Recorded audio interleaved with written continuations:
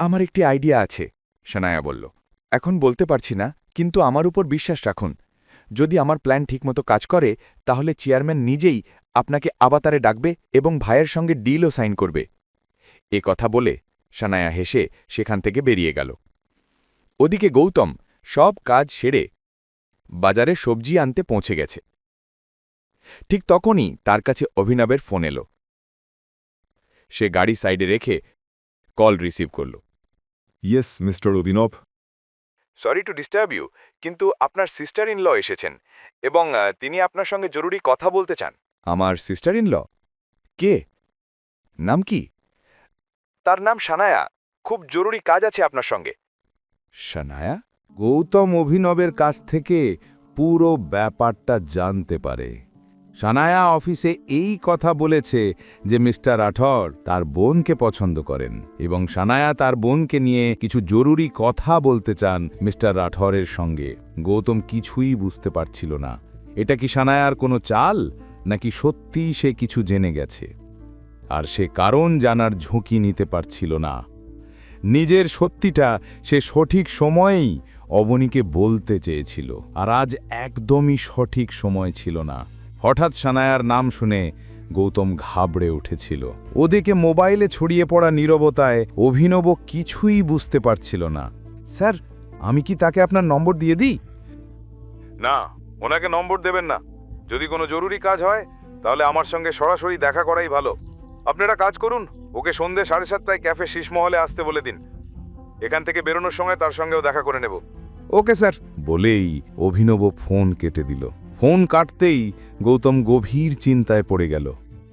তার মনে হচ্ছিল তার সত্যিটা হয়তো সবার সামনে ফাঁস হয়ে যেতে পারে। এদিকে গৌতমের সঙ্গে কথা শেষ করে অভিনব হাসি মুখে সানায়াকে বলল, স্যার, আপনাকে 7:30টায় ক্যাফে শীষমহলে আসতে বলেছেন। ওই সময়েই তিনি বেরোবেন, তখন আপনার সঙ্গেও দেখা হয়ে যাবে। সানায়া খুশি হয়ে বলল, ঠিক আছে, থ্যাংক ইউ। পরের মুহূর্তেই সে টেবিল থেকে ব্যাগ তুলে নিল এবং ঘড়িতে সময় দেখল। তার হাতে আর বেশি সময় ছিল না। তার উপর এটাই হতে চলেছিল রাঠোর পরিবারের সঙ্গে তার প্রথম ইন্টারঅ্যাকশন। সে সঙ্গে সঙ্গে মল থেকে নিজের জন্য একটা ড্রেস কিনতে বেরিয়ে গেল। অভিনব কিছু বলতে পারার আগেই সানায়া ভ্যানিশ হয়ে গেছিল। এটা দেখে অভিনবর একটু অদ্ভুত লাগলো। অবতার অফিস থেকে বেরিয়ে সানায়া বড় একটি শপিং মলে চলে গেল। মনের মধ্যে সে বলল, দাদিশা, গুড নিউজ পরে দেব। আগে আমি দেখে তো নিই যে কে সেই মানুষ যে পুরো পৃথিবীকে বাদ দিয়ে অবনীর মতো মেয়ের প্রেমে পড়েছে এবং আমায় দেখা করতে এত তাড়াতাড়ি রাজি হয়ে গেল এই শুনে যে আমি অবনীর সিস্টার ইন ল। এই ভাবতে ভাবতে সনায়া মল থেকে একটা দারুণ দামি ড্রেস কিনে ফেলল। দেখতে দেখতে 6টা বেজে গেল। সে 1 মিনিটও লেট হতে চাইছিল না। পরের মুহূর্তেই সে গাড়ি নিয়ে ক্যাফে শীষমহলের দিকে রওনা দিল। ক্যাফেতে পৌঁছে চারপাশে তাকালো। চারদিকে কেউ নেই, পুরো ক্যাফে ফাঁকা।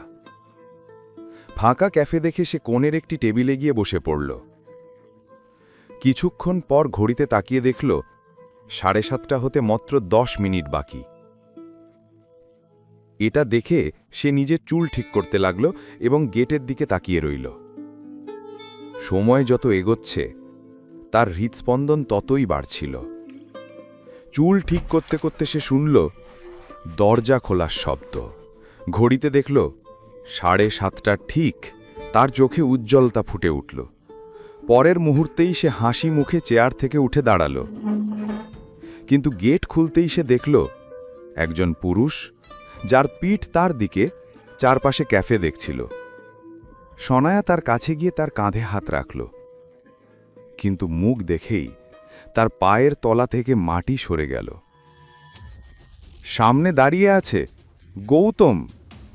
সনায়া চমকে নিজের সঙ্গে বলল, কি? গৌতম রাঠোর পরিবারের?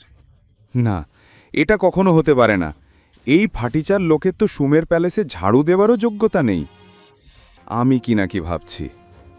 ওদিকে সনায়াকে অবাক দেখে গৌতমও বুঝে গেল কিছু না কিছু গোলমাল হয়েছে।